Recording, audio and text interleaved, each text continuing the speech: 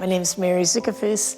I'm a tapestry weaver. I make large-scale textiles for individual homes, public buildings, and exhibitions. I'm in some collections where the work is purchased. Sometimes we just lend the work.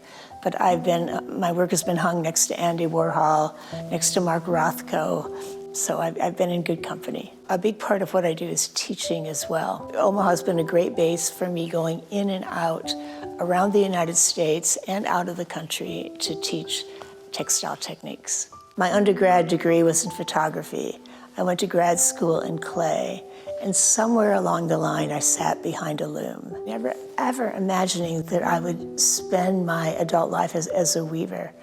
And the minute I threw a shuttle behind a loom, it was as if a switch flipped in my brain, and I saw these massive tapestries that I do today. And it was like, holy Toledo, I think I'm a weaver, but how do you weave? You know, I had no basis in textiles, and my lifetime has been spent figuring it out.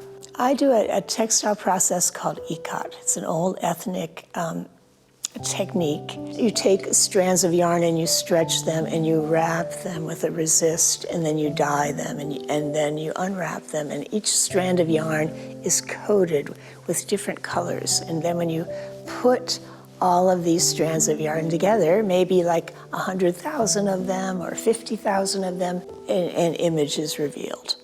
And it has a very signature look to it, this ikat. It's a very bleedy, blendy thing. It's very painterly. I was drawn to it because of the painterly quality of it. I had wanted my work to become more painterly, and I was like, well, if I want it to be more painterly, it has to happen in a dye pot. There's nothing painterly that happens behind a loom. It's very gridlocked. Everything in my studio is dyed. Everything comes in white, and it goes out the back door 1,000 colors. And those are all dye recipes that I formulate. These are titrations and permutations and combinations of tinctures of color that we make in the studio that require math, chemistry.